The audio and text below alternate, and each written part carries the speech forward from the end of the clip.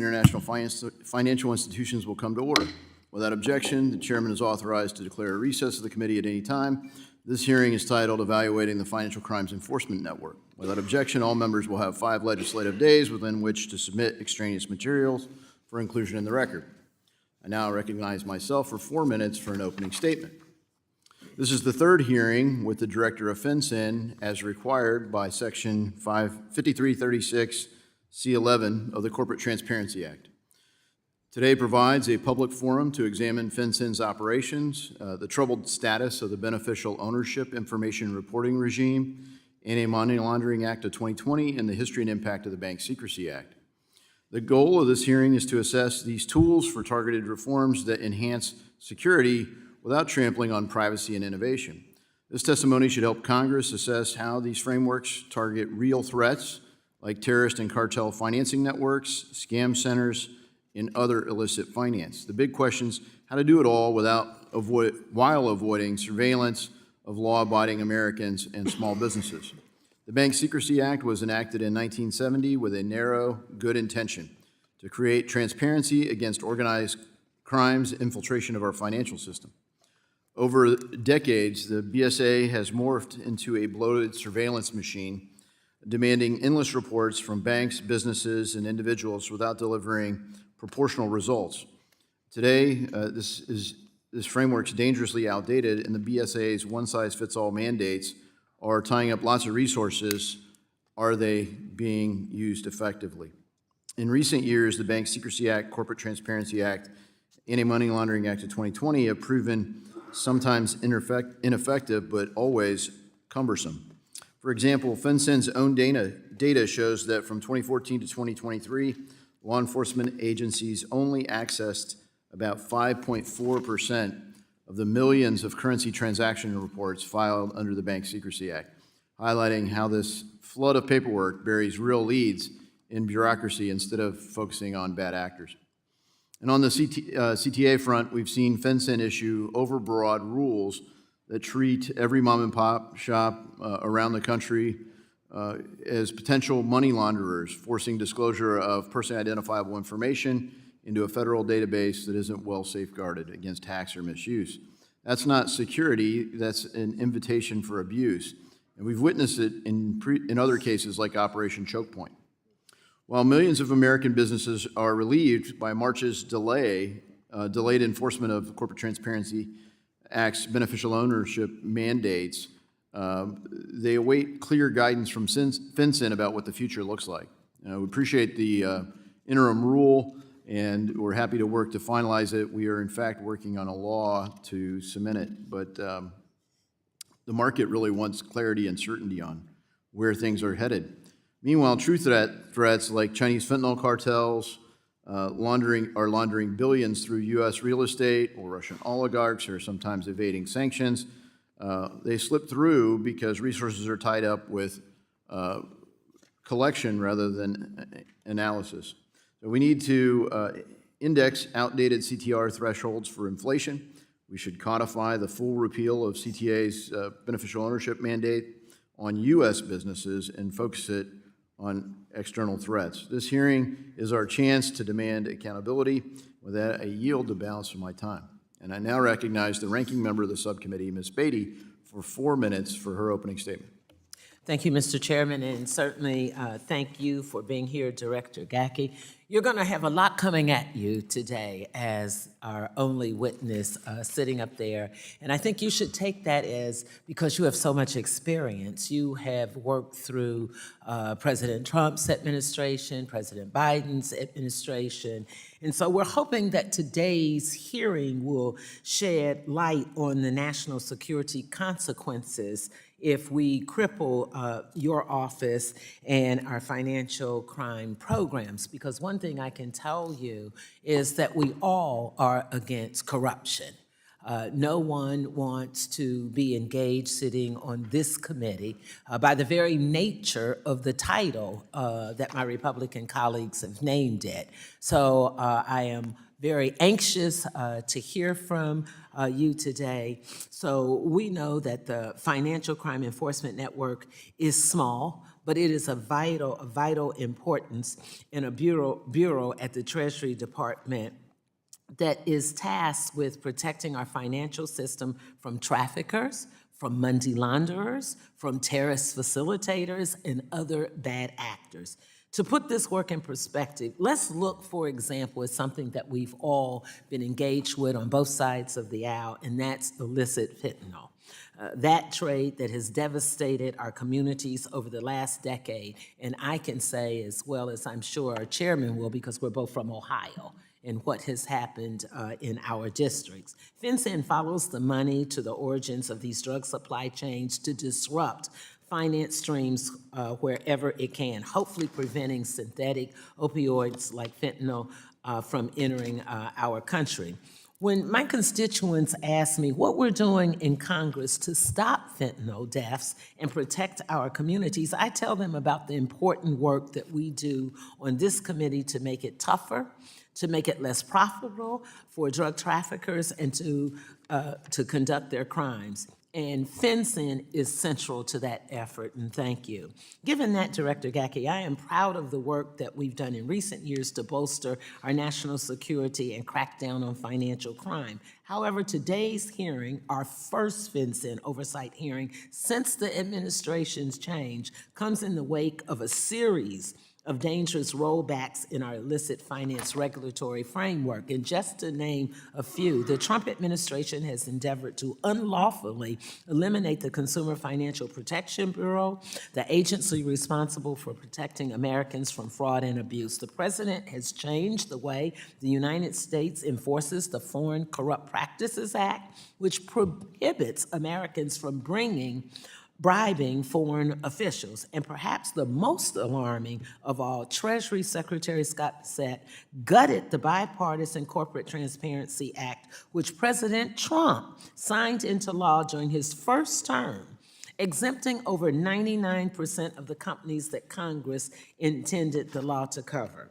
This stunning reversal eliminates a critical new tool for law enforcement to unmask anonymous shell companies, effectively making the United States the preferred haven for money laundering traffickers and fraudsters. Instead of working with Congress to make key reforms to the law that would ease small business compliance concerns, the administration chose to directly ignore the law as it was passed and intended to be implemented by a strong bipartisan Congress. Further, these recent actions threatens our national security, weakens our efforts to fight money laundering and the finance of terrorism, and gives us fewer tools to protect hardworking Americans. So good luck today, and we're excited to hear from you. I yield back. Thank you. I now recognize the chairman of the full committee, Mr. Hill, for 1 minute for an opening statement. Thank you, Mr. Chairman. I want to thank FinCEN Director Gacki for joining us today. It's good to see you. Glad to have you back before the committee. FinCEN plays a crucial role in safeguarding our nation's financial system from illicit activity.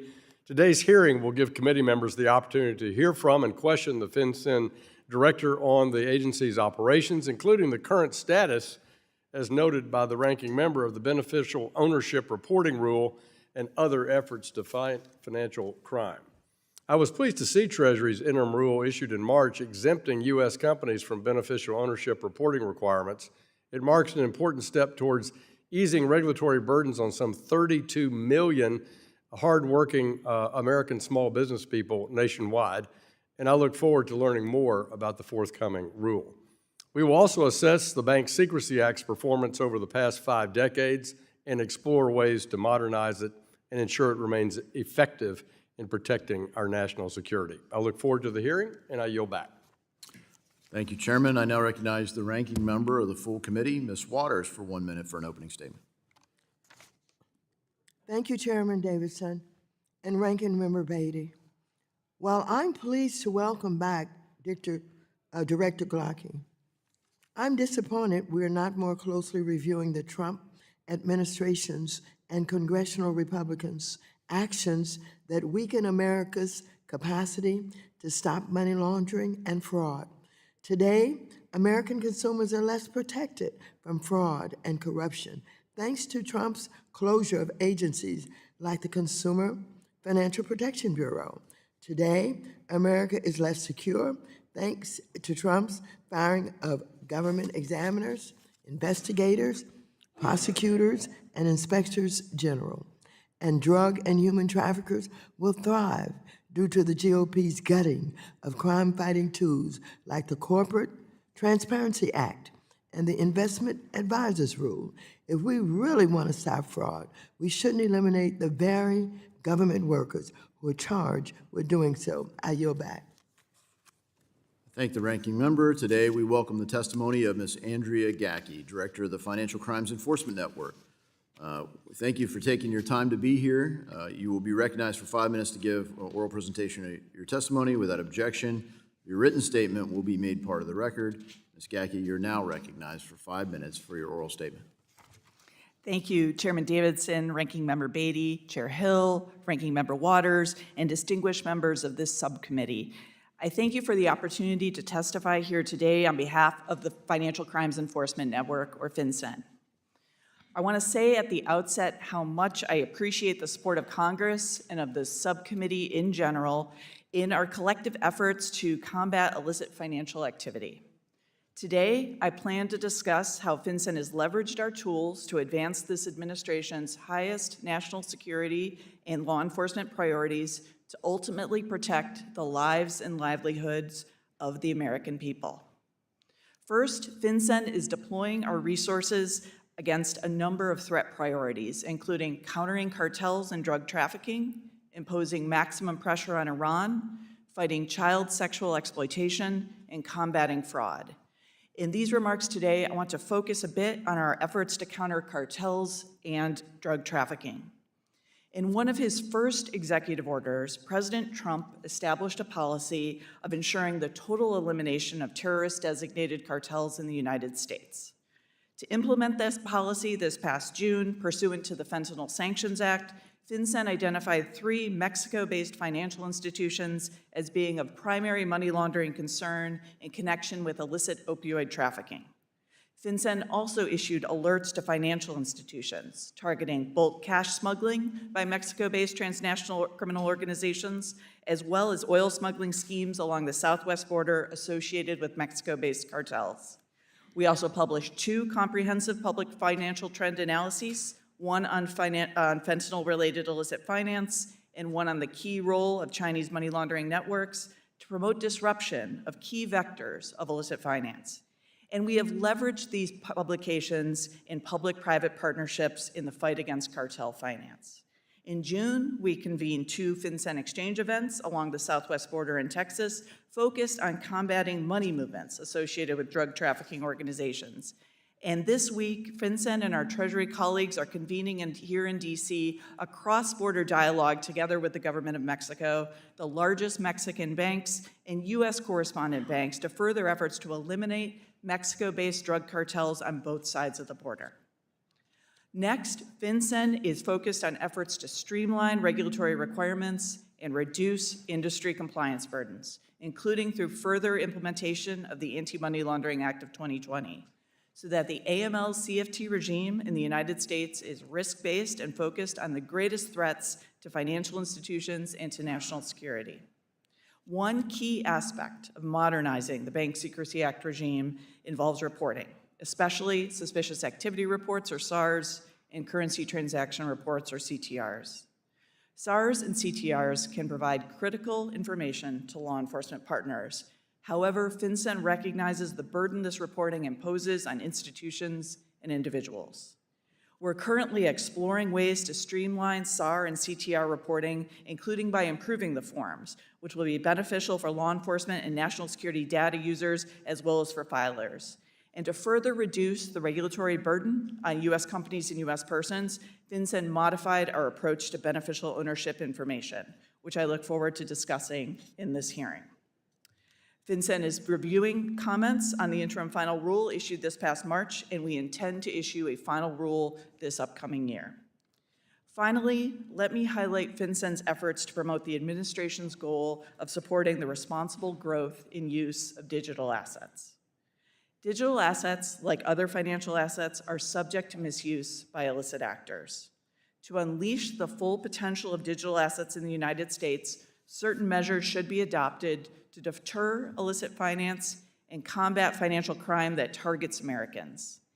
Faithfully and expeditiously implementing the Genius Act is one of those measures. As FinCEN initiates rulemaking efforts necessary to implement the Genius Act's required regulations, we'll continue our ongoing engagements with the digital asset industry and with law enforcement. And we also look forward to engaging with Financial Services Committee members as Congress considers further legislation in this area. Thank you again to this committee for your support and partnership in combating illicit finance, and I look forward to your questions. Thank you, Director Gacki. We'll now turn to member questions, and I recognize myself for 5 minutes for questioning.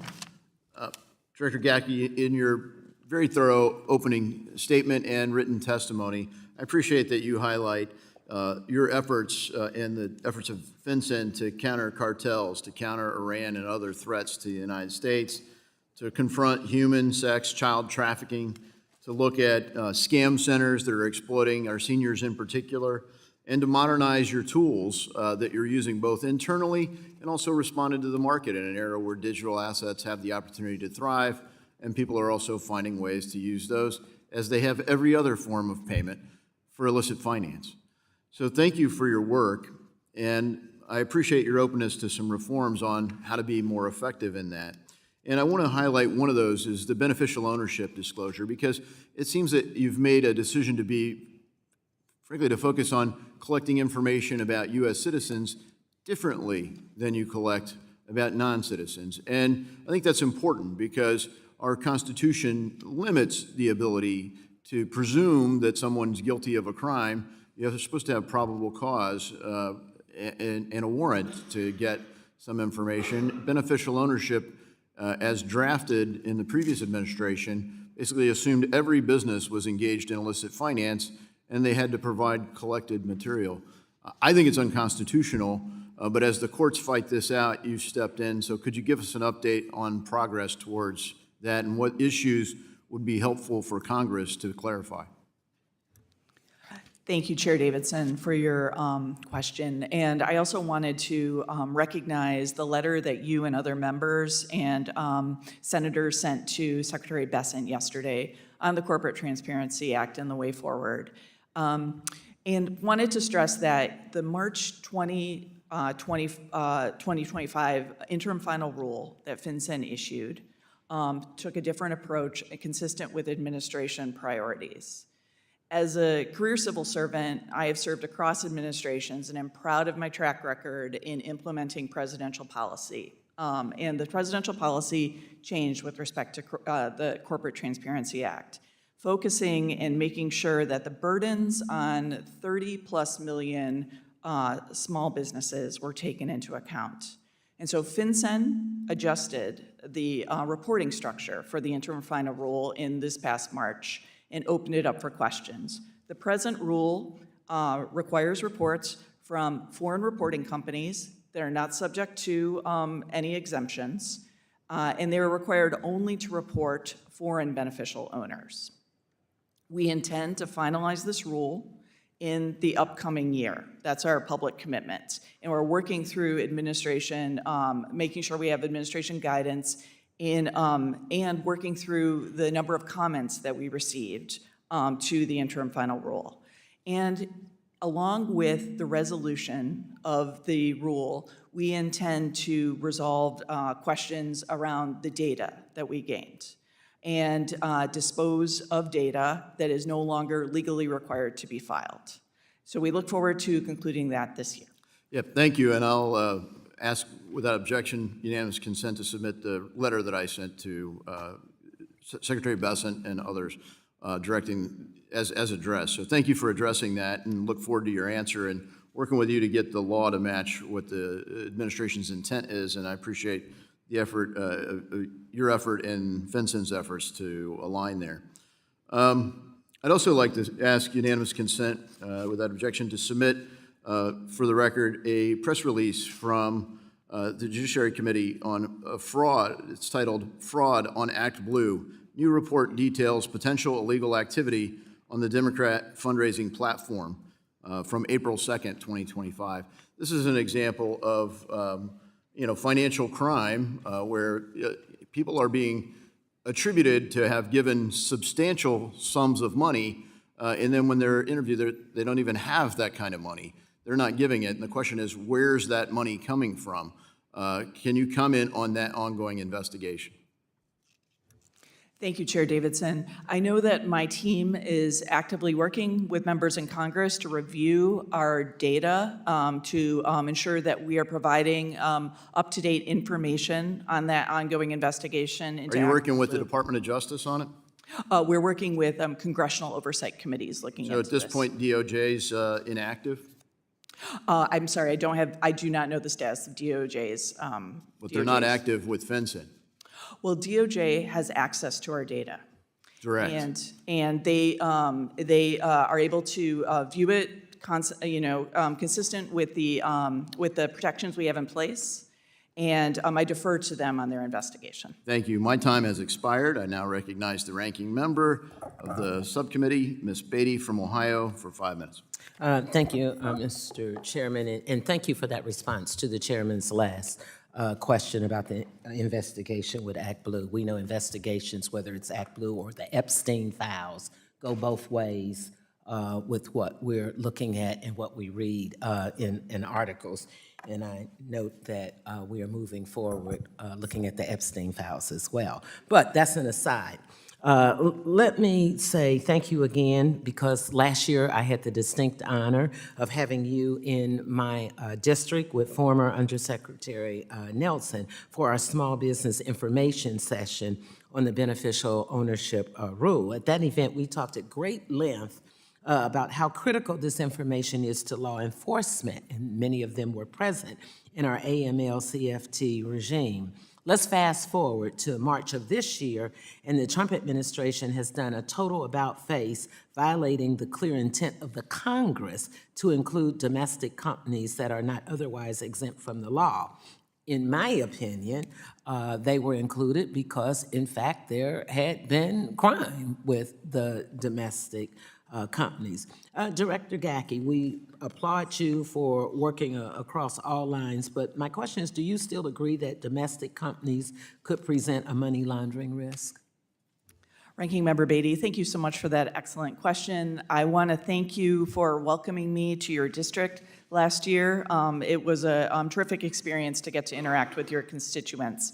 And I do want to step back and reiterate that as a career civil servant working across administrations, I will implement the policy of the administration as it applies to beneficial ownership information. And I would say for the current administration has taken a look at the reporting structure and assessed that the burdens on small business fell too greatly and needed to be alleviated. And that is what FinCEN did through the interim final rule. However, as you point out, there are still instances where domestic shell companies can be leveraged in financial crime.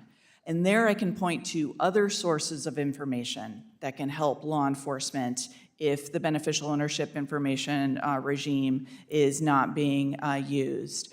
For example, FinCEN's customer due diligence rule on financial institutions does require collection of information at the point at which accounts are opened. And financial transactions and financial accounts are usually critical to all forms of shell companies in the United States. That being said, we will be carefully reviewing the responses to our interim final rule to see if any adjustments need to take place. As this is an ongoing open rulemaking, I can't discuss the ultimate resolution of that, but we look forward to reviewing all comments on all sides of the beneficial ownership issue. Thank you. Then let me make this comment, and I'll phrase it versus in a question to what I believe. I believe that it is accurate to say that the Treasury's recent decision to exclude domestic reporting companies from enforcement exempts the vast majority, I believe roughly 99% of covered entities from the reporting rule. Also, I believe that, therefore, this decision to exempt U.S. companies makes it easier for fentanyl traffickers and other criminals to launder money through the United States, endangering the safety of our constituents. Don't want to put you on the spot. There are many who believe that. We have records to show from drug trafficking coming into Ohio and across many of our highways. So let me just say that I'm going to continue to be an advocate against illicit crimes. And if that means us doing due diligence of asking for information about who owns a business, I'm a business owner. You would have no reason in supplying the information, and I suggest to some of my colleagues, if they pull up the form and look at the questions that are being asked, they appear to me to be standard questions that any business doing good business, legal business, should want to do. And thank you, and I yield back. Thank you. Thank the ranking member. The gentleman from Arkansas, the chairman of the full committee, Mr. Hill, is now recognized for 5 minutes. Thank you, Chairman. Both before and after the passage of the Corporate Transparency Act back in 2021, I spent a lot of time advocating for alternatives to the rulemaking that was taken, and even the statutory language that the Congress agreed to in an NDAA amendment. That includes debating vigorously with former Ways and Means Chair Brady and former Treasury Secretary Mnuchin. I've advocated isn't there a better way, instead of creating a new database that can be breached, hacked, collecting more information that can only be filed online for 32 million small businesses, every heating and cooling owner out there with a truck and 3 employees is going to be captured by this, for example. And while, as I've noted in my opening comments, the March interim rule was helpful, I think there's a better way, which is simply using the existing Form 1065, which every pass-through entity has to file, and the resulting K-1s that are issued. And let me say in front of the whole committee, why was that not treated as a real possibility? Number one, the Ways and Means Committee said, and the Treasury said, we just don't want any more exceptions to sharing IRS data. Well, there are 35 or so now. And if this is such a national security essential element, why wouldn't this be a worthy additional sharing?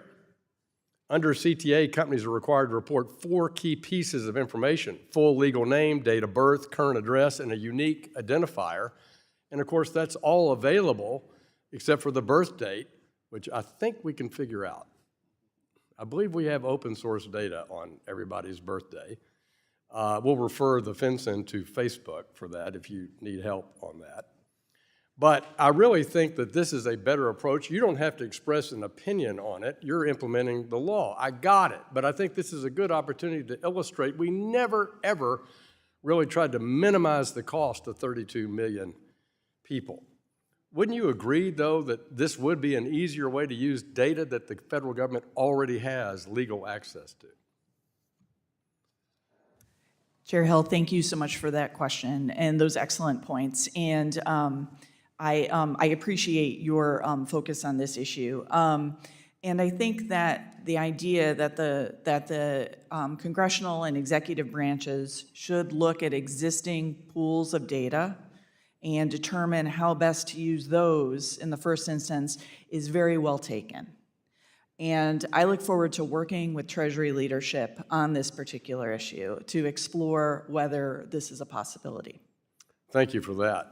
Let me switch subjects to the important one of geographic targeting orders, which has been actually a big successful strategy of FinCEN for many decades and was actually tackling the issue of shell companies and people hiding assets. But there's been a recent change, which is that there's a new nationwide rule as opposed to a limited geography, requiring real estate professionals to report all non-finance purchases of real estate. And according to FinCEN's estimates, the real estate industry is expected to bear over $630 million in compliance costs, or about $600 per report filed, based on some 850,000 transactions a year. Based on our years of experience with geographic targeting, how do you justify that cost related to the actual law enforcement goals being obtained, I should say? Thank you, Chair Hill. And I think, to the point FinCEN has been issuing, using the tool of the geographic targeting order for 10 years across administrations to seek information on shell companies, legal entities purchasing real estate in a non-financed way. And the thing about the geographic targeting order is it's a temporary measure that can only be renewed if there is a law enforcement need for that information. And across 10 years, we have seen an incredible thirst among law enforcement for this information, and this information being used in active and successful law enforcement prosecutions. And that drove the decision to make what was a temporary measure into a permanent measure, widely applicable, to be the residential real estate rule, which is scheduled to come into effect in December 2025. We do think the benefits of this data— If you could provide me some of that information in writing, and then also the results of the law enforcement successes in the past decade, that would be helpful, and I yield back, Mr. Chairman. Thank you, Chairman. A gentlewoman from California, the ranking member of the full committee, Ms. Waters, is now recognized for 5 minutes. Thank you very much. Director Gacki, last month your agency, FinCEN, sounded the alarm on Chinese money laundering networks. In more than a dozen examples, you warned that these organizations use U.S. and foreign corporate structures to hide, launder money, park assets, and repatriate the illicit funds from criminal activities, including human trafficking and smuggling across and beyond the southwest border. Yes or no? Was Undersecretary of Treasury for Terrorism and Financial Intelligence, John K. Hurley, correct when he stated on the documents released that the Chinese money laundering network enabled cartels to, quote, poison Americans with fentanyl, conduct human trafficking, and wreak havoc among communities across our great nation? Yes, ma'am.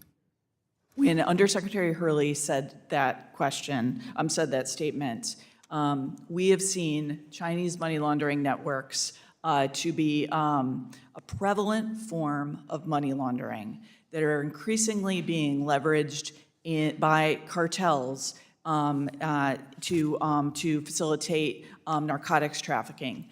It is leveraging, it is taking advantage of laws both in Mexico and in the People's Republic of China against funds flows out of those countries or into those countries of US dollars.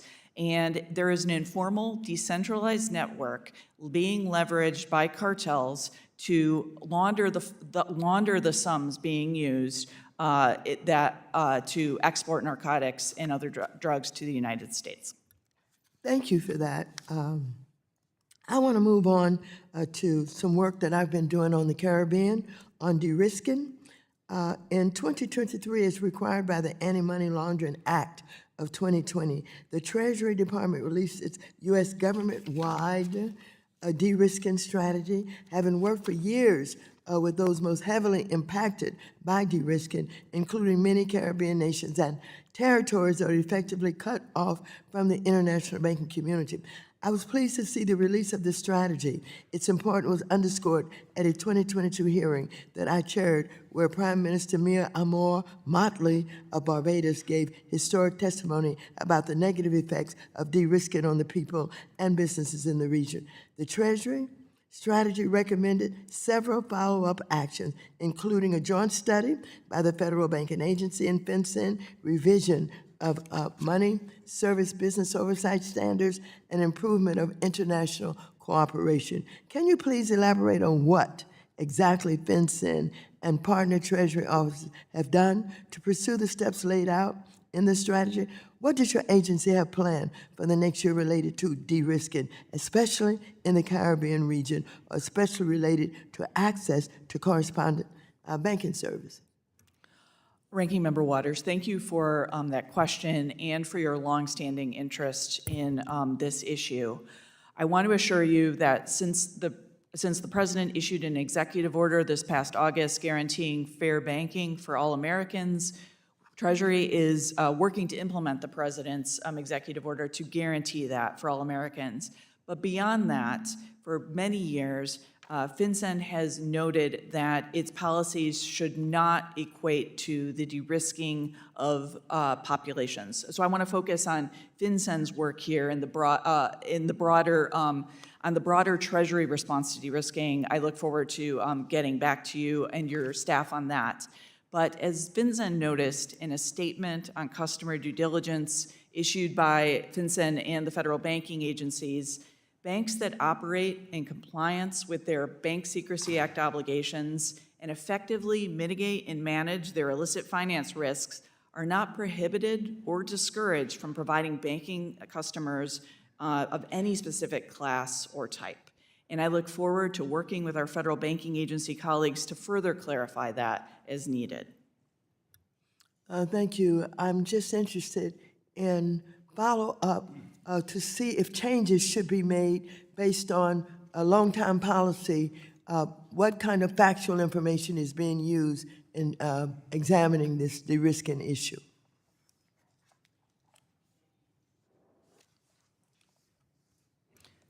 Absolutely. We'll get back to you on that.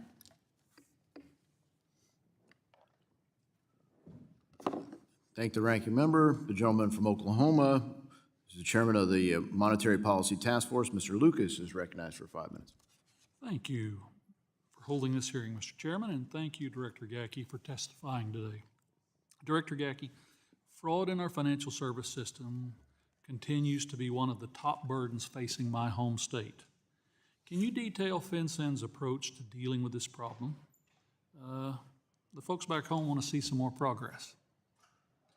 Thank you, Representative Lucas. This is a huge issue for us at FinCEN and across the Treasury Department.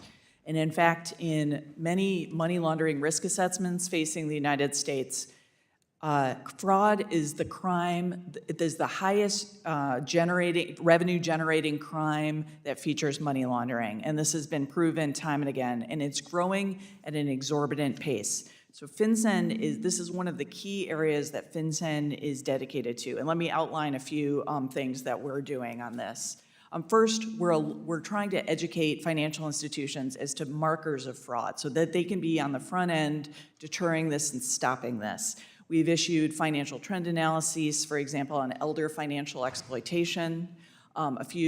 Just earlier this past summer, we issued an alert on the abuse of convertible virtual currency kiosks and how they can be used in in any financial exploitations. Just yesterday, we issued an alert on the troubling pattern of sextortion, a very specific type of fraud.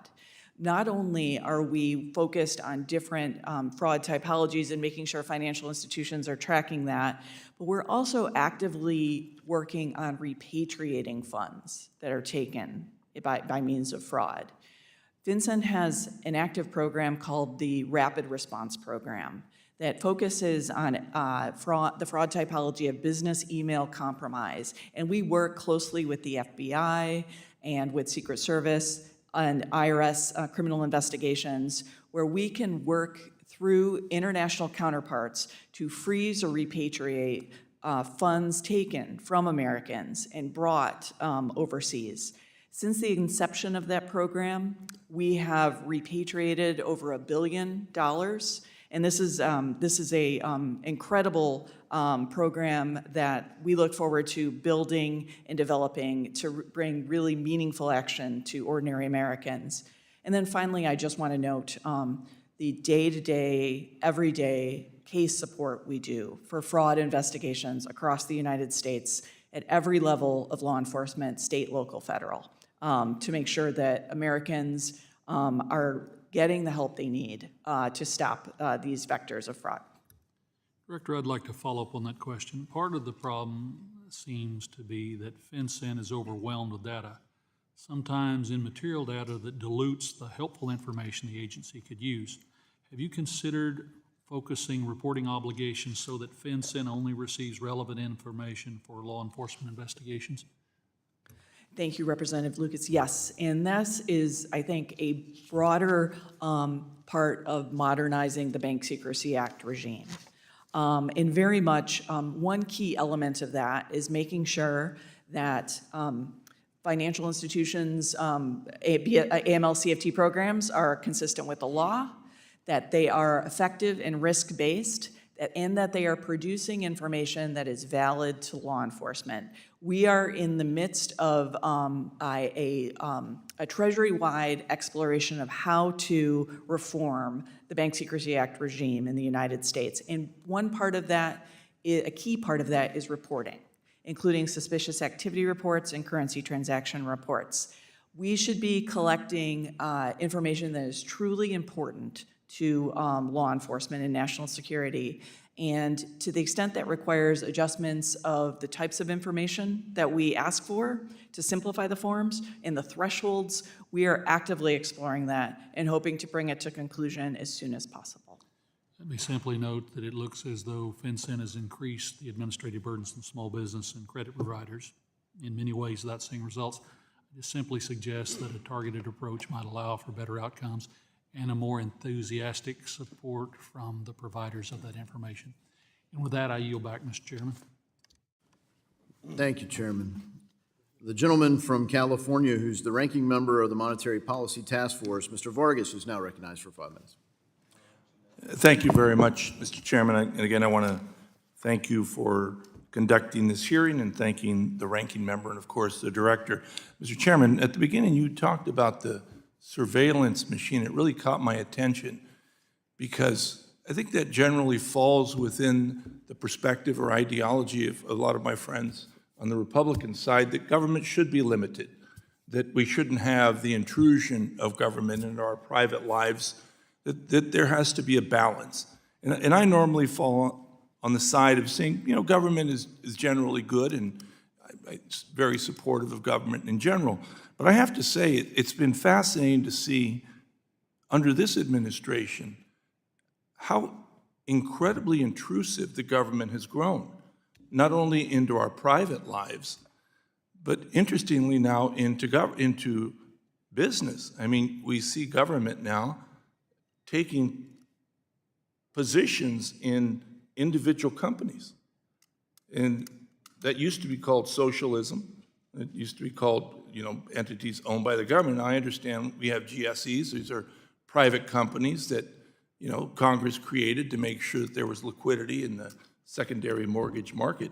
And there's stuff like that. But taking positions, picking losers, picking winners, has normally not been the ideology of the Republicans. And yet, you see that in this administration, and you don't see much talk about it on the other side, saying, wait a minute, if the Democrats had done this, the Democrats had put all this surveillance on the streets, what we see now, the militarization that we see, there would have been, of course, people screaming left and right because of the intrusion of government into our lives.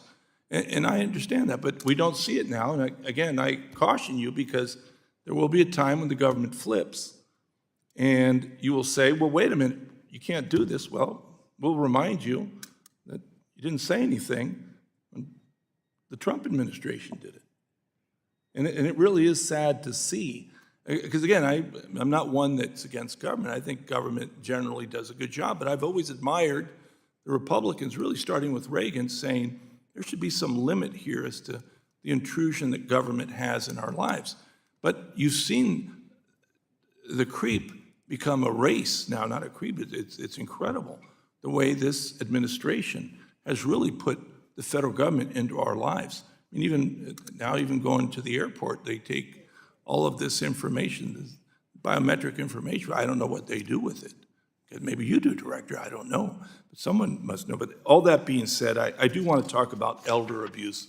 You spoke about it a little bit, but I do want to get into it a little bit more. You did say in April of 2024, you published a financial trend analysis and look at the patterns and data of the elder financial exploitation. According to this analysis, between June 2022 and June 2023, FinCEN received more than 155,000 elder financial exploitation reports associated with more than $27 billion in reported suspicious activity. The filings show that scams accounted for 80% of the reported elder financial exploitation activity. What role does FinCEN play in addressing this financial exploitation against older adults? Thank you, Representative Vargas. And yes, so the financial trend analysis on elder financial exploitation and different guidance guidance products that we have issued ask filers, financial institutions, to use those as guideposts to provide us with financial intelligence that law enforcement can action to actually go after those perpetrators of fraud against our elderly population. And so not only does FinCEN play a role at educating financial institutions as to what to look for, so we get high-quality financial intelligence, but we also actively support law enforcement. So how do you use AI if you do, because I know my time's going to run out. How do you use AI to do this? So there is of course, it's an administration priority to incorporate the use of artificial intelligence tools to analyze data. And FinCEN, like other federal government agencies, is exploring that. We do use advanced artificial intelligence products in terms of machine learning and other data analytics because FinCEN does collect and protect a large amount of data in order to truly support law enforcement with the highest quality information. My time has expired, but thank you. Thank you. I yield back. Thank you, Mr. Vargas. I would like to recognize the gentleman from Texas, Mr. Sessions, for 5 minutes. Thank you very much, Ms. Gacki. I appreciate you being here. I'd like to ask for your help in helping me work through not the entirety, but what you have discussed here today about drug cartels, movement of money, but directly related to what is called anti-laundering regulations for residential real estate transfers. So can you talk with me about that, the need for that information? I'm old enough where I've run across people asking information when I paid cash for things, and they were very specific of things that they wanted that were personal to me and not part of the transaction. Can you talk with me about that part of what FinCEN has done? Absolutely. Thank you, Representative Sessions, for that question. So for the past 10 years, at the request of law enforcement, FinCEN has sought, through use of a temporary measure, the geographic targeting order, information on non-financed, all-cash purchases of real estate if they're done not by an individual, but by a shell company. So two important caveats there. These are not financed mortgage, there's no mortgage lender involved at all, no financial institution. So nothing about what you have done would get in the process of an individual buying property on a cash basis. That's right. The residential real estate rule, which makes permanent the temporary measure of the geographic targeting order, is focused on entities, legal entities that are doing this purchasing and seeks reporting on those. And there are exceptions to those too. So for example, if the disposition of a property, for example, is by court order, it could be a settlement of an estate or something, that would not be covered by our rule. I'd be happy to work with your team to understand. Well, I'm the one that's got the problem with it, not my team. Specifically, what happened is when I went to file for a loan, they requested information that I considered private and extraneous to that information, but they wanted it, personal private data and information. And so I moved into just to use cash instead of providing what I consider to be unprofessional asking of personal data. So you're telling me there's nothing, I would not be caught up in that, you would not be looking at that, only where there is a shell company that is considered shell attempting to purchase real estate. That's correct, Mr. Sessions. It is a rule that is looking to pierce who are the real people behind the shell companies making cash purchases of real estate, not individuals. Good. Well, I would reiterate, and I had not talked to the chairman about this, but in listening to the chairman about data and information that's being held by you or any other government, really anybody that is subject to being stolen by people. And what is the retention period that you generally have on issues that may have been in the past where you had completed the investigation? What do you do with that data? And what is the time frame that you would keep it? Is there a retention period? Thank you, Mr. Sessions. So the information that we hold that's filed by under the Bank Secrecy Act that FinCEN collects, disseminates, protects, is held at the highest level of data protection for non-classified systems in the United States government. And in terms of a retention period, this is something. Where is that in the United States government? Excuse me, where is the data or the rules? You said it's being held by at the highest security. Well, obviously, Social Security's high also, and those files are purged. What is, if you could please have your staff get back to me in a detailed fashion and tell me about the retention of data, not in an active investigation, but some that may have been, that would have been completed or that was requested and not needed, what that retention is, where it goes, and how long it's been kept. Absolutely, sir. I would appreciate that. When do you anticipate that you would provide that? Sir, we will get that to you in the next few weeks.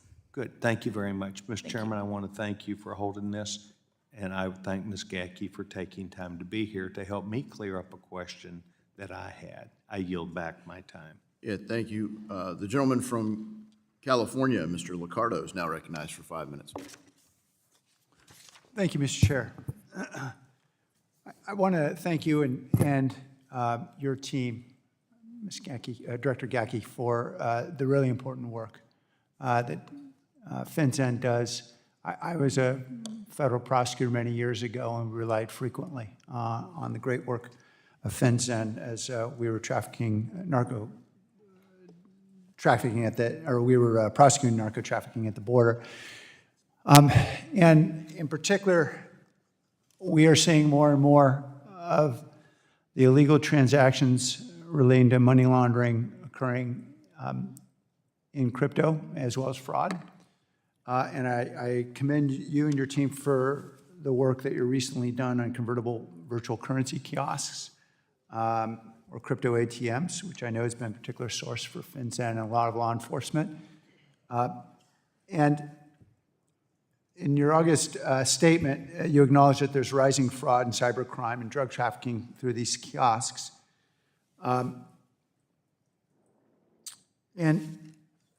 I presume that the concern arises because of this pseudonymity that relates to crypto transactions. Is that right? It's difficult often for people to identify who exactly is doing the transacting. Thank you, Representative Liccardo, for that question. I think yes, there can be some anonymity enhancing aspects to convertible virtual currency. I do know that our team works very closely and uses blockchain analytic tools in order to be able to aid investigations to ensure that that doesn't remain a barrier, and to put out guidance for financial institutions to be alert to any aspects of the misuse of these types of tools. And particularly with the use of mixers and other tools, criminals are able to evade even some of the more sophisticated detection techniques in terms of identifying them. Is that right? Yes, sir. Now, mixers are something that we're currently taking a look at.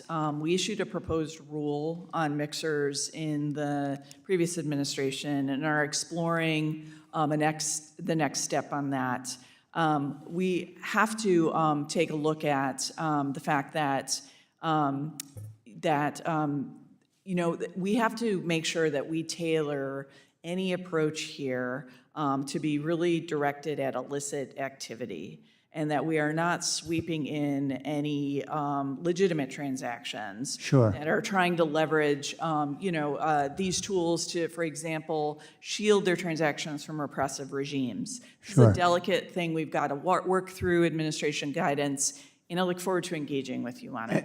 And I recognize that there's legislation pending, the Clarity Act, in which we are looking to impose BSA requirements to help you do your job and law enforcement do your job with regard to centralized exchanges. But of course, there's also decentralized finance, DeFi, where there are no such requirements.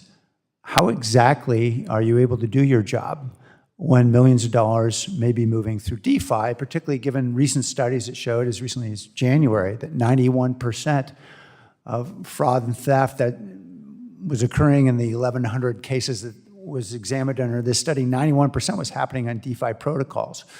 What tools do you have left?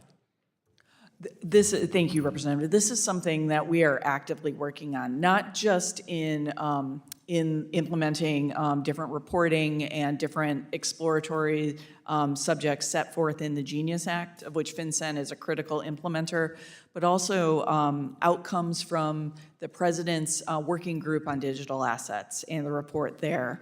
So looking at DeFi, looking at the appropriate requirements for the Bank Secrecy Act requirements for that industry is something that my agency is taking on, and we look forward to working with both industry and law enforcement to make sure we're striking the right balance. Perhaps I can just, given my limited time, identify my big concern.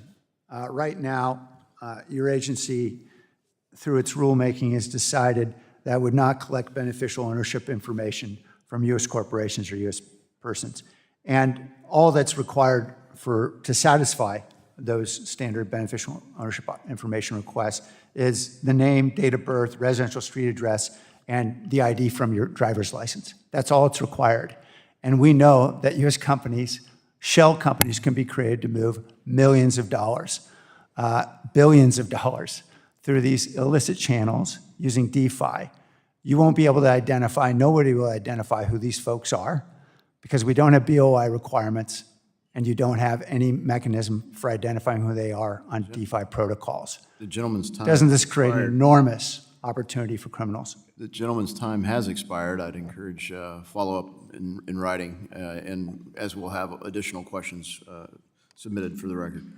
I'd like to recognize the gentleman from Texas, who's also the chairman of the Small Business Committee, Mr. Williams, for 5 minutes. Thank you, Mr. Chairman, and thank you for being here today. FinCEN's beneficial ownership reporting regime created a compliance nightmare for small business owners in my home state of Texas and across the nation. While I was pleased to see that Treasury was issuing an interim final rule that would require only foreign companies to report their BOI to FinCEN, I am still concerned about the data on domestic small businesses that was collected before the change in reporting requirements. By holding on to this data, FinCEN has created unnecessary privacy and security risks for millions of small businesses across this great country. So, Director Gacki, will you commit to deleting the beneficial ownership information of business owners who are no longer required to file with FinCEN? Representative Williams, thank you so much for that question. And with the interim final rule that was issued in March, as you noted, FinCEN has readjusted the requirements for filing to really put the obligations only on foreign reporting companies and only to the extent they have foreign beneficial owners. We are in the process of reviewing the comments to that rule, and we expect to make that rule final this calendar year. With the finalization of that rule, we expect to resolve any data questions involving the data that we have. And it is our intention, along with resolution and finalization of that rule, to delete any information that was filed that is no longer required to be filed, that is currently being protected at FinCEN. Thank you. I want to shift gears and discuss the residential real estate transfer rule. Now, this rule requires a certain business involved in real estate closings and settlements to collect and report beneficial ownership information nationwide. In practice, more than 800,000 individuals would be required to file reports, resulting in over 4 million hours of compliance work. The estimated cost of this burden is an astonishing $630 million, according to some of FinCEN's estimates. These compliance costs will inevitably raise the price of purchasing a home, making it even harder for families to achieve the American dream of ownership. So, Director, again, given this rule raises compliance hours and costs at an alarming level, is FinCEN considering delaying this rule to improperly rescope it in a way that it does not create so much regulatory burden on small business? Representative Williams, thank you again for that excellent question. We believe that the residential real estate rule puts in place what had been a temporary measure across 10 years of collecting information from shell companies making non-finance purchases of real estate that has been incredibly beneficial to law enforcement. And we have renewed that geographic targeting order across administrations based on the strength of the reporting of the information and how vital it is for law enforcement. We believe that the benefits to the United States, to Americans, in gaining this information is critical and justifies the expense of the residential real estate rule. And in fact, we believe that the ensuring that shell companies purchasing residential real estate in a way that's not been detected can actually skew home prices, and which is another justification for why this rule is, we believe, is justified. And we do expect, we are planning for it to come into effect in December. Okay, last question real quick. The residential real estate transfers rule, like the beneficial ownership reporting requirements, will affect a large number of small businesses. As we saw from the beneficial ownership information reporting requirements, millions of small businesses in the United States were largely unaware that they had to comply and were even unaware of the existence of FinCEN.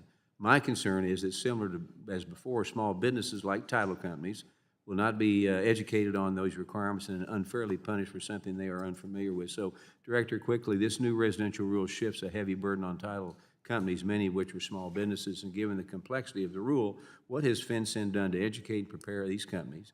And has FinCEN engaged directly with title professionals and issued any public guidance to help them understand and comply? Thank you, Representative Williams, and thank you for that another excellent question. We have been working with title companies on education, but if we determine that more time is needed for them to be able to implement this rule, we will certainly explore methods and ways to give them that additional time to ensure a responsible implementation of this rule. All right, thank you very much. I yield my time back. Thank you, Mr. Williams. I now recognize the gentleman from Kentucky, Mr. Barr, who's also the chairman of the Subcommittee on Financial Institutions, for 5 minutes. Thank you, Mr. Chairman. Director Gacki, thank you for your service. FinCEN is responsible for issuing guidance for Section 314B of the Patriot Act, which allows financial institutions to share information with one another regarding activities that may involve money laundering or terrorism.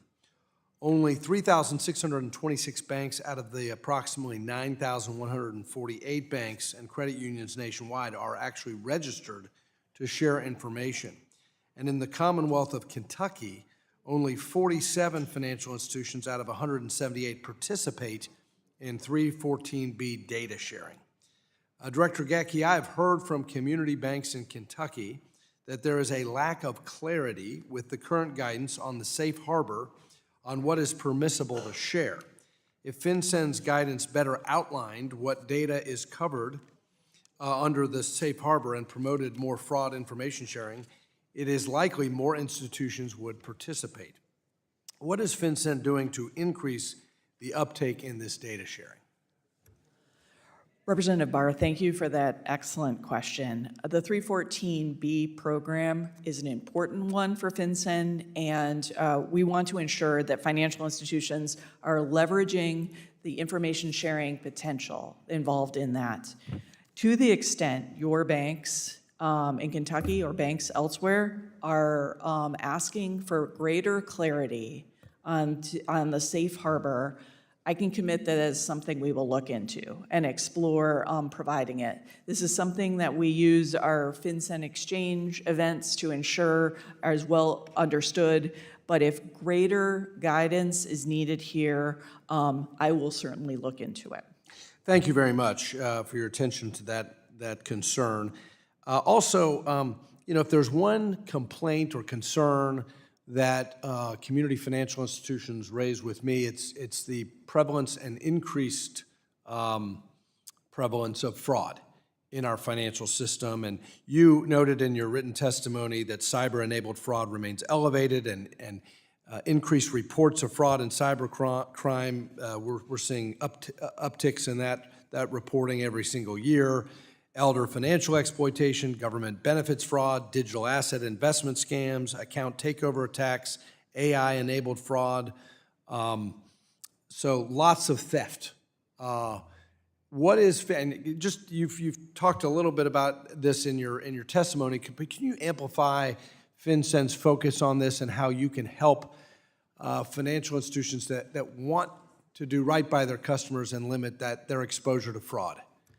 Absolutely, Representative Barr. So I think, making sure that financial institutions have the tools they need to help detect it, whether through alerts, advisories, financial trend analyses, through exchange events where we bring law enforcement together with financial institutions and public-private events to ensure that there's a direct communication, to act as that critical juncture between law enforcement and banks of all sizes, financial institutions of all sizes, to ensure their data, that they're looking for what law enforcement needs and helping protect their customers and in turn the American people. That is absolutely something. I should also note that another thing that FinCEN does is we also have our own targeting authority through special measures to look at foreign actors of primary money laundering concern that are engaging in fraudulent activity. We took one action this past year against Way1 Group, based in Cambodia, which was being used as a vector for elder financial exploitation, for pig butchering and the like. We issued a notice of proposed rule that we hope to make final soon, but that was a way in which we could look at a critical external node for fraud and stop it and help financial institutions detect it in their own systems. Thank you. My final time, there's a narrative that, and critics of the innovation in crypto and digital assets, that the movement of transactions to the blockchain creates additional fraud risks and risks for criminal activity. Can you share FinCEN's views on how the movement of transactions to the blockchain actually could assist in law enforcement in preventing fraud, criminal activity, money laundering, and the like? Thank you, Representative Barr, and I know that I have very little time, but I can tell you that, yes, the blockchain actually brings transparency, and with the right tools, you can use it to leverage, to really help detect illicit transactions for law enforcement, and I'm happy to engage with you. Thank you. I yield back. Thank you. Thank you, Mr. Barr. The gentlewoman from California, Ms. Kim, is now recognized for 5 minutes. Thank you, Chairman Davidson. I want to thank Ms. Gacki for joining us today. Last year, FinCEN finalized the residential real estate transfer rulemaking that required title insurers to provide FinCEN with the names of the individuals who purchased a home valued more than $300,000 in Southern California and utilize certain forms of payment. I want you to know in Southern California, especially in Orange County, where I represent, the median home price there is over $900,000, almost $1 million. And that placed a high burden on many of my constituents who own small family-run title insurance companies. And in FinCEN's economic analysis of the residential real estate reporting rule, they estimate that the first-year compliance cost could reach close to $560 million. So can you talk about how FinCEN will tailor your approach to this issue so California's small businesses are not unfairly burdened by duplicative or low-value reporting requirements? Thank you, Representative Kim, for that question. And we are working very closely in implementation of the residential real estate rule with organizations that represent title companies to ensure that the requirements are well understood and that they're implemented in as cost-effective and efficient manner as possible. And to ensure that small businesses, like the title companies in Southern California, have adequate resources and knowledge to implement this, it's certainly something we will explore to ensure they have enough time and resources. In your earlier exchange with my colleagues earlier, you talked about GTO, Geographic Targeting Order. You said that that is a temporary tool that is used by law enforcement, and the success of it made it permanent. But the comments and the feedback that I'm hearing from my constituents about that is that there is such little understanding about how that information the FinCEN is collecting is actually helpful. So can you talk about how FinCEN is utilizing the data from the real estate GEO? Absolutely. Thank you, Representative Kim. So the data is made available and accessible to law enforcement users at local, state, federal, and national security professionals across the country. We have almost 25,000 law enforcement users across, 400 different agencies in the United States at all levels accessing this information. This provides critical tip and lead information that has proven vital to successful prosecutions for crimes such as narcotics trafficking, to include fentanyl, for fraud, for terrorist-related actions across the country. I'd be happy to give you more specific details in a follow-up conversation. All right, let's talk about that, the residential real estate rule once again. It places much of the reporting responsibility on title companies. And there is over 90% of the companies being small businesses. I want to ask you what steps you are using. I know it was already discussed regarding the education, regarding preparing the industry for that complex rule. You did say FinCEN is doing your best to educate the industry, but I would like to take you up on that offer and see if you can come to my district and have a roundtable discussion with my constituents, my title insurance companies in my district. That would be very helpful, and I'm happy to put together a roundtable discussion with you. We would welcome that opportunity. Thank you very much. Great. All right. However, I remain concerned that the expansion of the residential real estate rulemaking nationwide will only hurt these family-owned small businesses. And the implementation of the nationwide GTO, which starts on December 1st, it seems like far too little time to give these small businesses time to prepare. So to that end, I'd like to submit this letter that I received from the American Land Title Association into the record, and it highlights their concerns with the timeline and the impacts that this will have on the title industry. So I hope you will consider delaying, review this and delay the implementation of this nationwide GTO and continue to work with the industry so we can find effective and efficient ways to fight the money laundering. Without objection. Thank you. The gentleman's Nailed time's that. expired, and the gentleman from Illinois, Mr. Foster, who's also the chairman of the Subcommittee on Financial Institutions, now recognized for 5 minutes. Thank you, Chair Davidson, and thank you for joining us, Director. Gacki. Now, Director Gacki, in November of last year, FinCEN issued an alert warning for financial institutions about the increase in identity fraud schemes associated with the use of deepfakes and created with generative AI tools. Criminals are using Gen AI to cheaply mass-produce false identity documents and circumvent live identity verification and authentication methods in online transaction. I appreciate FinCEN's efforts to raise awareness of these scams, and I encourage you to do more, because it's clear that Gen AI and the deepfakes that they produce will continue to become more believable and accessible as time goes by. Now, I believe the best tool that we have at our disposal today to verify identities online is a form of secure digital ID, and the tool at hand is the mobile driver's licenses currently being issued by several states. And in fact, most countries, including all countries of the EU. Digital IDs can allow consumers to prove they are who they say they are in online transactions.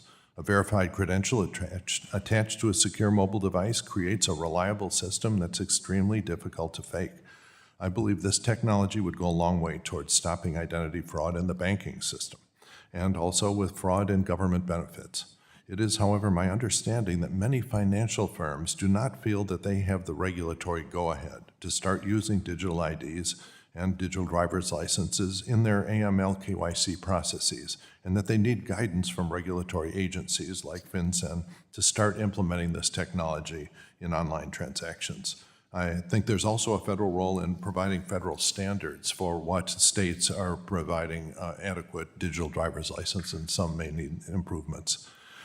So my question is, do you expect FinCEN will take steps to provide the clarity, regulatory clarity for firms to start using these for KYC purposes in online transactions? Thank you, Representative Foster, for that excellent question. And I also want to thank you for your focus on this issue across many years. I want to note that this is certainly something that FinCEN is looking at. Questions of identity are critical to our work on fraud. And the misuse and of identity, whether it's using generative AI or less sophisticated techniques, is something that we are very, very much focused on and looking to ensure that we are providing the best guidance we can to financial institutions. I would like to, I want to commit that I will work with my federal banking agency colleagues to look at what further guidance we can provide to financial institutions on this matter. This past year, we did work with our with our federal banking agency colleagues to work on how to adjust how financial institutions can adjust their processes, including in terms of collecting and verifying taxpayer identification numbers and use of customer identification programs. But I look forward to looking at this more closely and seeing what we need to modernize in terms of guidance for financial institutions going forward. Yeah, thank you. And I think there's also an important federal role that doesn't yet exist, which is to verify, to specify which cell phones are actually safe to deploy digital IDs on them. Because it's well documented that certain early model cell phones had a secure enclave that was not in fact secure, meaning that someone could go and hack your cell phone and impersonate your digital driver's license, which would obviously be a disaster if someone used them. So we will need at some point probably a federal agency or someone they delegated to call balls and strikes on this version of a cell phone is okay, it's got an adequately secure enclave, this one cannot be used. That's sort of being done by Apple in its ecosystem by just saying we're not supporting the iOS for once phones get old enough. The Android system is a complete, so it's less organized, and it will be difficult to do that. But this is an important role. And if you could, for the record, come back and give us some suggestions on what is needed there to specify when we can trust the silicon in different versions of cell phones and where that federal agency is best housed. Because right now, DOD does some of it and other agencies do some of it, but there isn't an organized standard federal way to do that. And I think it's a missing piece here. Thank you, and my time is up. Thank you, Mr. Foster. The gentleman from Tennessee, Mr. Ogles, is now recognized for 5 minutes. Thank you, Mr. Chairman, and thank you to the Director for being here and answering the questions so thoroughly. I do want to perhaps emphasize, what may be the key takeaway as you hear everyone, and I want to compliment or echo Mr. Foster here in a moment, but, when you look at, Mr. Sessions asked about the data retention period.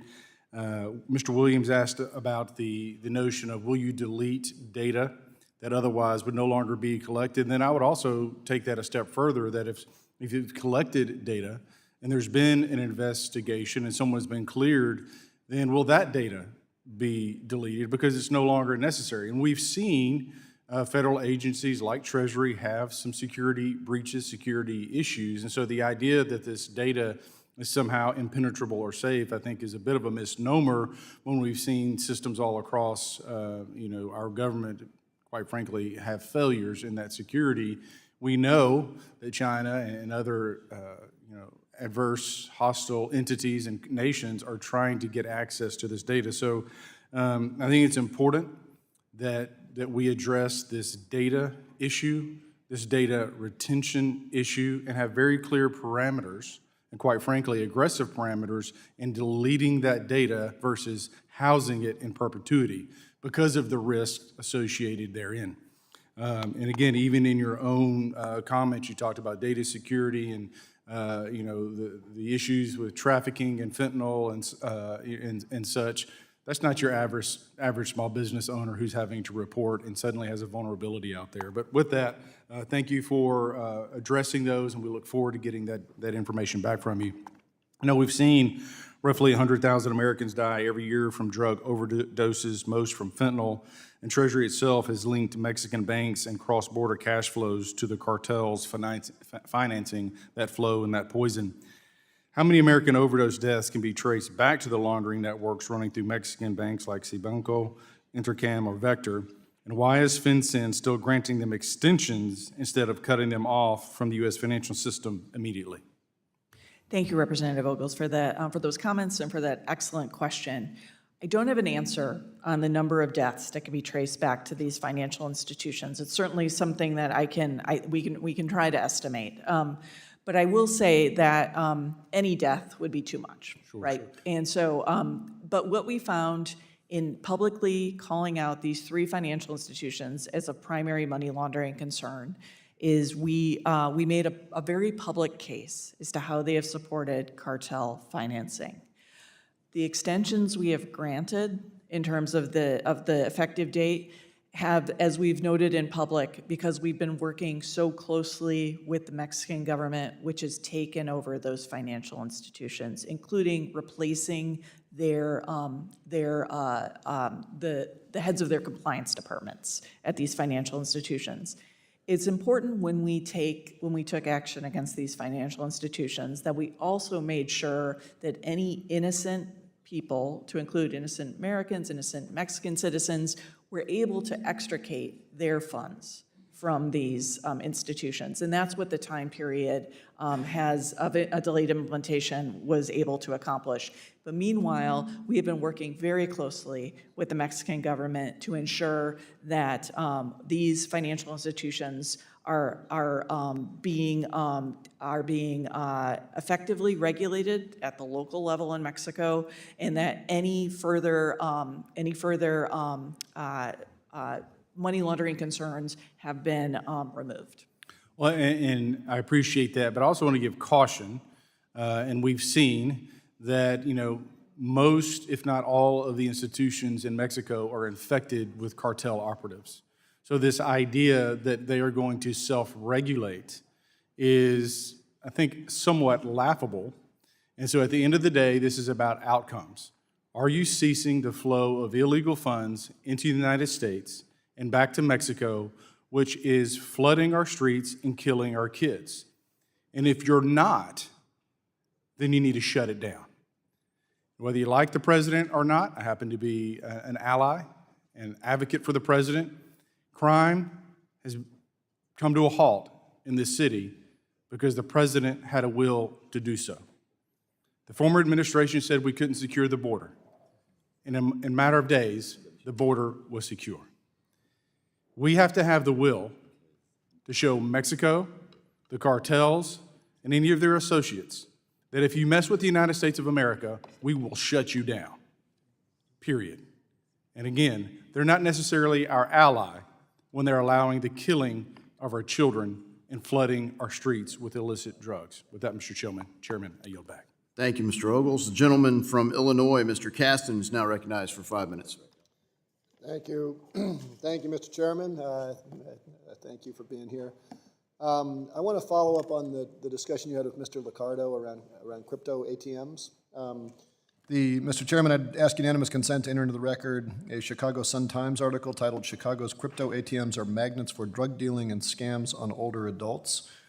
This has been a particular issue in Illinois, but obviously nationwide. I think in 2024, the FBI had received more than 10,000 complaints about crypto ATMs and reported more than $246 million in losses.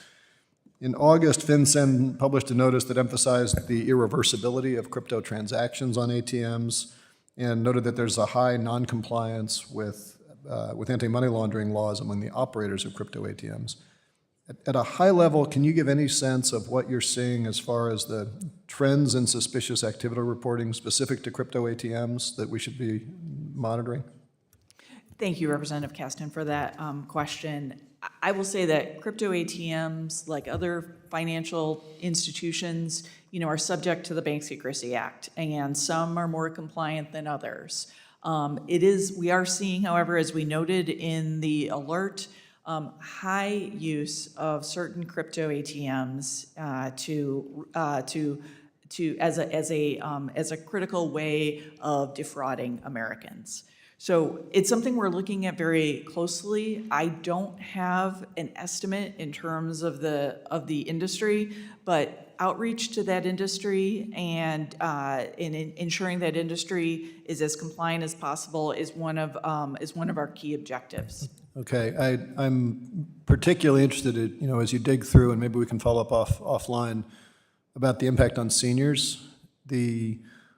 I represent Chicago suburbs, which, given the way Chicago is laid out, means that I have about 40 mayors who I have to keep in touch with of lots of little small towns, and one of them has a very low tax base. It's one of these towns that depends fundamentally on the revenue from a couple convenience stores and liquor stores and not a lot of larger tax base in the community.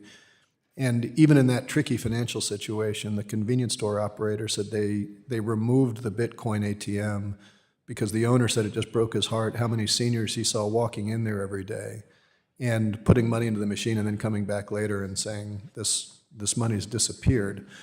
We've had at least 20 states that have adopted or considering laws and regulation on crypto ATMs. Illinois did just enact a new law to require that operators at least impose daily transaction limits. Would you support similar federal requirements on ATMs to at least slow?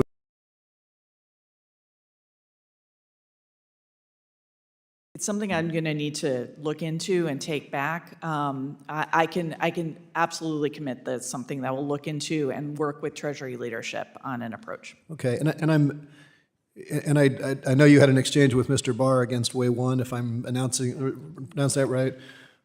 A part of what scares me on this, and I think we have done a terrible job this term in Congress, is we've allowed all of these transactions to operate overseas. The mixers are overseas, the transactions are overseas, and it's great if we've got the SAR, but then we don't have a way of getting in, right? And so I guess with the time that's left, is there specific statutory authority that you currently lack that would allow you to go after the bad guys? Like, I'm not talking about going after the good guys, but if you see that crime has happened, if you see that these pig butchering scams, where are you limited in your ability to prosecute?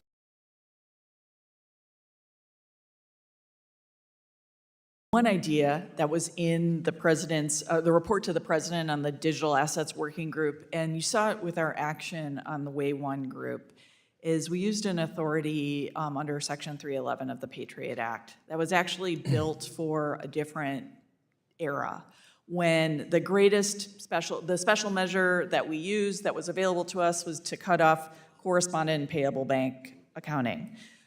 which doesn't really factor in for in the virtual asset space, but rather some newer authorities targeted to Russian illicit finance or synthetic opioids trafficking, 2313A, 9714. They allow us to prohibit transactions, all transactions involving a group like Way One. Now, we use the 311 authority on Way One to great effect, and we're able to. It's a very powerful authority. I'm very proud of that action, but.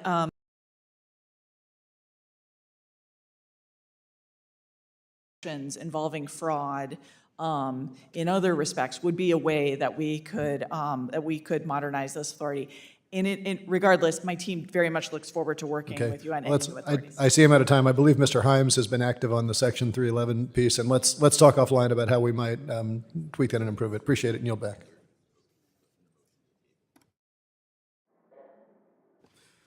Thank you. I'd like to recognize the gentlewoman from Florida, Ms. Salazar, for 5 minutes. Thank you, Mr. Chairman, and wonderful to be here with you, Mrs. Gacki. I'm Maria Salazar from Florida, 27 District, representing the city of Miami. And I'm sure that you're familiar that there's a lot of business between Miami and the regime in the island of Cuba. And we have discovered that 11 companies in my district who are blatantly, openly breaking the Cuban embargo, an embargo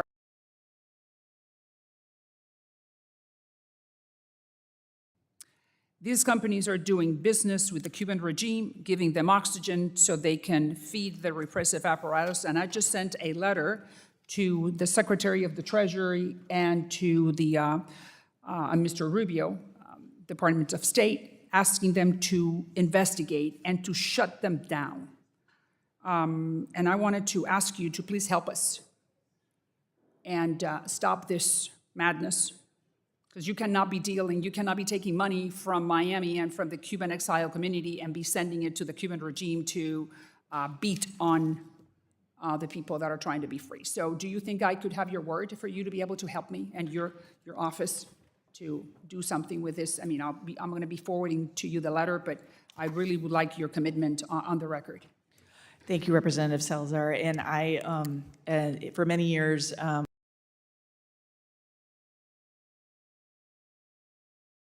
FinCEN, so I'm very familiar with our restrictions on dealing with the Cuban regime. So I commit to you that FinCEN will certainly take a look at this information and see how we can support investigations, whether at OFAC or other parts of the U.S. government. They are violating the embargo. You cannot do that because that's the United States law. Okay, now, another issue that is highly concerning to me as a United States citizen and as the representative of the city of Miami. Back in June, your office put on the blacklist 3 Mexican banks. One of the banks is called Cibanco. This is a very touchy subject because I'm concerned not so much about Cibanco, but about the American banking system. There has been no proof shown of money laundering from those people. I have met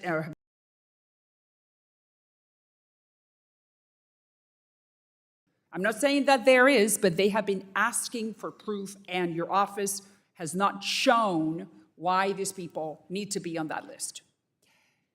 The owner lost the bank, $400 million, just because we, the Americans, put him on the blacklist. You know, we have a lot of weight internationally.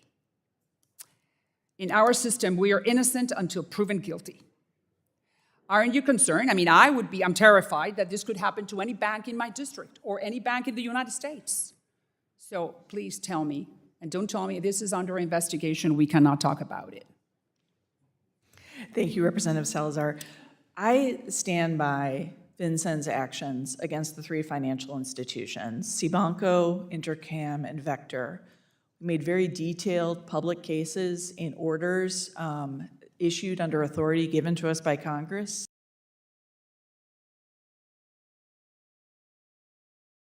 I know you're doing your job.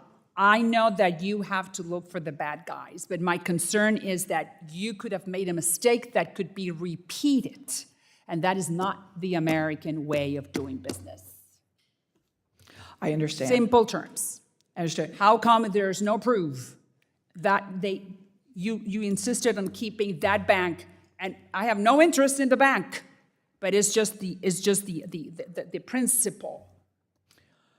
We followed the law set forth in the Fentanyl Sanctions Act, as amending the Fentanyl Sanctions Act, and found a basis on which to call these three financial institutions of primary money laundering concern.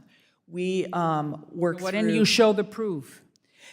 We publicly issued it in orders when we issued these orders, and be happy to share them with you. I read them. They are not, it is not enough. And you know that. So what I'm saying is that how can we, in the banking system, make sure that we are not going to have a little bank be put on the blacklist and then the owner of that bank lose their assets and their own and the bank? Now, I want to clarify that this authority is only targeted at, can only be used against foreign sources of money laundering, they're called primary money laundering concerned, whether they're jurisdictions, classes of transactions, or primary money laundering concern. But I respectfully disagree. I believe we have made the necessary legal cases. I understand what you're saying, but I think the these message I need to send as the chairman of the Western Hemisphere Subcommittee within the House Gentlelady's Foreign time is Affairs Committee expired. is that we, the Americans, we carry a lot of weight, and we need to be more careful because our The reputation gentlelady's time that. is expired. Thank you, Mr. Chairman. Thank you, Madam. The gentleman from Iowa, who's the vice chairman of the subcommittee, Mr. Nunn from Iowa, is recognized for 5 minutes. Well, thank you, Chairman Davidson, and appreciate you holding this very important hearing today. Director Gacki, thank you so much for coming out to Iowa. And while we may be, you're under the Biden administration, you're now serving under the Trump administration, I want to say I appreciate you hearing from folks in our district and coming with me and holding a roundtable to actually be able to discuss some of the things that are working. Today, we're going to talk about some of the things that are challenges. When you came out, we talked about the Corporate Transparency Act. We talked about the policing of over 32 million small businesses and the heavy impact that placed on them, everything from $8,000 per small business to be able to reach compliance. And if they failed, we're talking about a $500 a day fine, in some cases up to 2 years imprisonment for failure. Now, you got some Iowa Nice feedback on that, and I appreciate you being there to hear from them. But it will be no surprise to you, I would like to talk about some of the red tape that's impacting us today. Right now, FinCEN receives close to 20 million CTRs and 5 million SARs. These are financial reporting requirements. Challengingly, it's believed that most of that information that was done by financial institutions, including very small institutions, was never used. To make matters worse, it found that these can take over 21 hours to complete each one of those. So let's put this in real world terms. In Main Street, Iowa, that means we've got folks spending upwards of 533 million hours filing reports for FinCEN and the federal government. I'd like to ask, do we have any perspective on how many of those reports resulted in actual prosecutions? Thank you. Thank you, Representative Nunn. And I want to thank you again for welcoming me and my team to Iowa. So one of the key objectives of this administration that we're focused on is reforming the Bank Secrecy Act regime, the MLCFT regime in the United States, to ensure that it is risk-based and focused on the highest threats impacting our law enforcement and national security, and that law enforcement is directing its resources to those highest priority threats. Understood. And part of that is taking a look at reporting. It's the reporting that we gained. We work very hard to try to ensure that we are engendering that feedback loop between law enforcement and financial institutions to show that the reporting is being used. And I think that it's not just prosecutions that are that happen, but that this reporting helps with this. Director Gacki, I appreciate that. Now, here's the reality. We did this with CTA. We went after 40,000 bad actors, but we snared 32 million Americans in the process. My concern here is we're looking at 25, 26 million reports. How many arrests were made as a result of this reporting? Can you just give me a number? Sir, I'm sorry, I don't have the number off the top of my Okay, head. all right, that's fair. Let me ask this. Can you commit to publishing the effectiveness of those numbers? Certainly, I can look, what we do in an annual report that we put out is we try to distill I'm going to look for feedback. the last year's numbers, and I'm going to compare it to the 26 million and the 533 million hours of reporting. We need to do some analysis on this. The other part is our community banks are drowning in red tape while cartels are clearly laundering billions in fentanyl dollars. We need to focus on the real results, not on the compliance reports requirements coming out of banks. Let's agree to go after the bad actors. I want to quickly get to the Treasury hack that occurred earlier this year when the Chinese Communist Party went after Treasury systems. Who at Treasury was fired for allowing the Chinese into Treasury systems? I'm sorry, sir, I don't have a response to that question. Okay. The hack showed exactly why sensitive small business ownership data that doesn't belong on government systems was intentionally hacked. There's no indication that anyone was held accountable. If this happened to one of my small banks or my small credit unions, those guys would be out on the street and there would be a full inspection into what happened. I've not seen that happen at Treasury. So here's my ask right now. For those banks and lending institutions that have data on your systems that were hacked by the Chinese that I think are arbitrarily being kept on data servers, are you willing to help us commit to deleting those before another breach occurs? Sir, I'm happy to make sure that the information that we collect and protect is held to the highest security standards. I'm aware of no breach of the Bank Secrecy Act data that we protect. Well, let's look and see the after action of what happened with the Chinese, because I've seen no accountability to be able to actually hold whether that's true or not. I look forward to opportunities to work together on that. And then finally, Director Gacki, I think one of the things we have worked on together is the GUARD Act, making sure money laundering does not take place. I'd like to thank you for giving our team technical assistance on going after this, protecting seniors, and helping our local and state law enforcement. You know, is there anything you'd like to add on what we're doing to help protect through the GUARD Act? I'd just like to thank you for your focus on the important issue in the GUARD Act, and just want to, if you need any further technical assistance, we're happy to supply it. Thank you. Appreciate to work together. Thank you, Mr. Chair. I yield the remainder of my time. Thank you, Director. Thank you, Mr. Nunn. I'd like to ask unanimous consent to submit for the record a report by the Independent Community Bankers of America for the Financial Crimes Enforcement Network, recommendations for better coordinated and more effective policies enforcement. Without objection, we'll pause for a swap out on microphones. We have a failing microphone.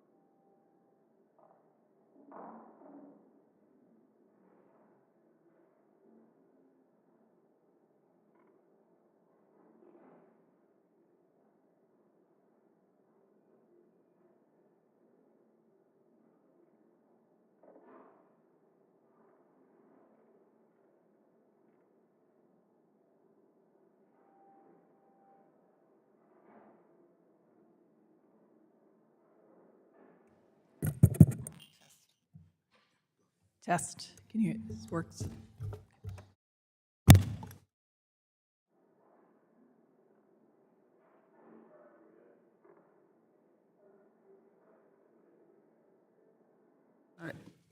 The gentlewoman from Michigan, Ms. Tlaib, is now recognized for 5 minutes. Thank you, Mr. Chair.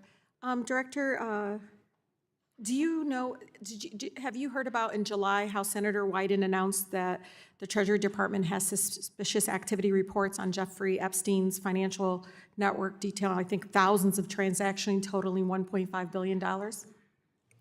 Thank you, Representative Tlaib. I am familiar with Senator Wyden's communications. Yep. Are you, among the largest transactions are two that JP Morgan Chase reported with Russian banks for as much as $100 million. Are you aware of that one?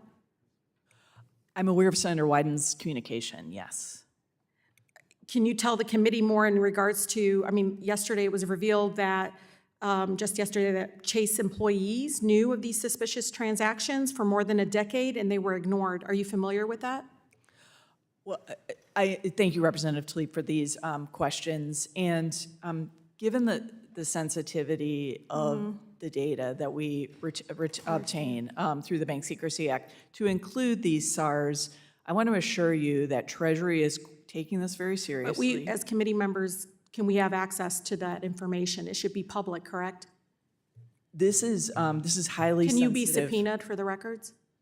We are working with Representative Comer to ensure that we provide. Well, I'm going to yield the rest of my time, Director, to my ranking member, Beatty. She'd like to put a motion, because I think Financial Services Committee should also have oversight in regards to any banking institution. As somebody that serves on oversight, sat at a round table with girls that were as young as 13 years old who asked us to follow the money. And I think it's our responsibility as members of Congress to do that. And with that, I yield the rest of my time to Ranking Member Beatty. Thank you, Congresswoman Tlaib.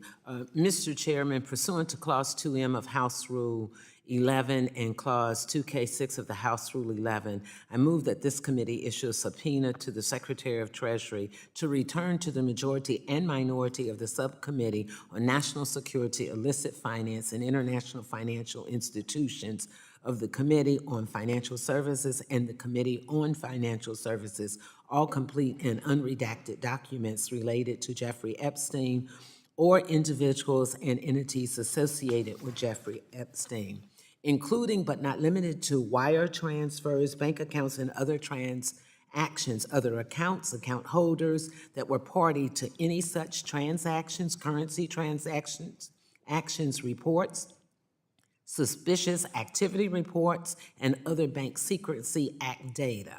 Any documents related to a description or review of the network of Jeffrey Epstein's conducted by any party, including but not limited to any law enforcement investigation and/or investigations or review by any other party, and any document or review that addresses any connections to any Russian-based financial institutions, individuals, and entities, including but not limited to entities that are currently under United States or allied sanctions.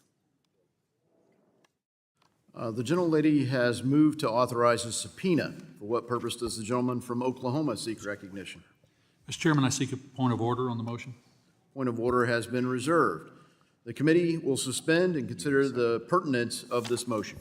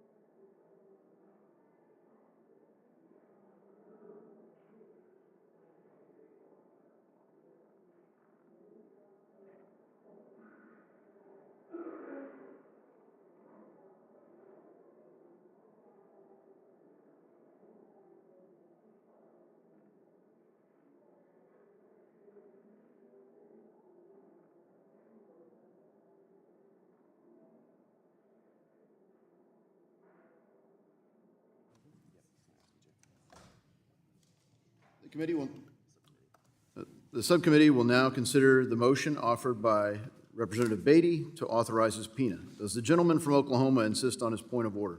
Mr. Chairman, I do not insist on my point of order. For what purpose does the gentleman from Oklahoma seek recognition? Mr. Chairman, I move to table the motion. The gentleman has moved to table the motion. The motion is not debatable, and the question now occurs on the motion to table. Those in favor shall signify by saying aye. Aye. All those opposed shall signify by saying nay. Nay. In the opinion of the chair, the ayes have it. I request a roll call vote. A recorded vote is requested. All those in favor of a recorded vote, raise your hand.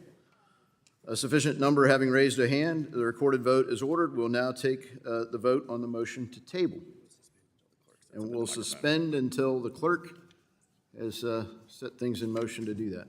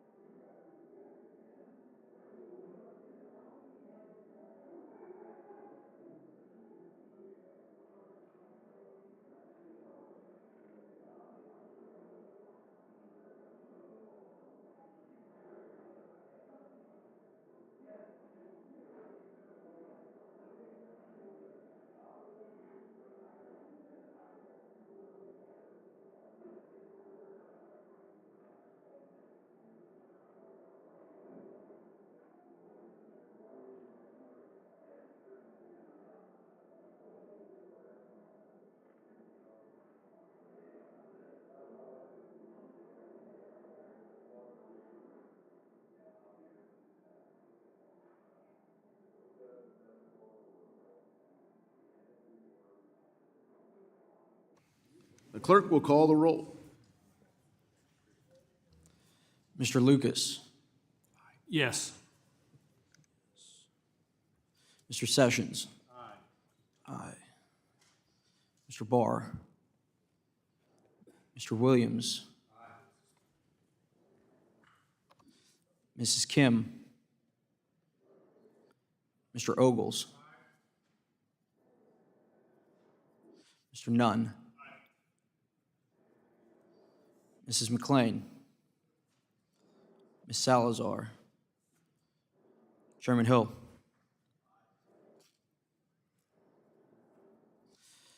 Ranking Member Beatty.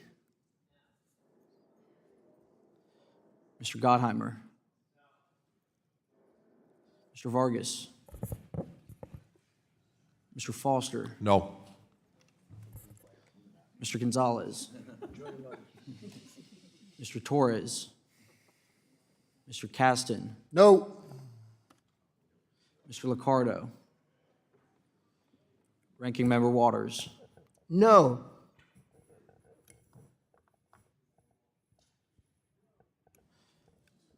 Chairman Davidson. Yes.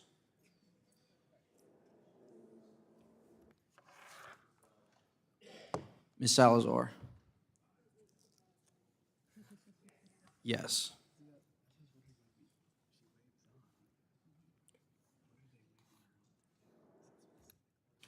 Would the clerk read how each member voted? Chairman Davidson, aye. Mr. Lucas, aye. Pete Sessions, aye. Mr. Williams, aye. Mr. Ogles, aye. Mr. Nunn, aye. Ms. Salazar, aye. Chairman Hill, aye. Ranking Member Beatty, no.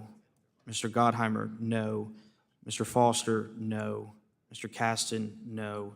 Ranking Member Waters, no. Has any member not voted or wish to change their vote?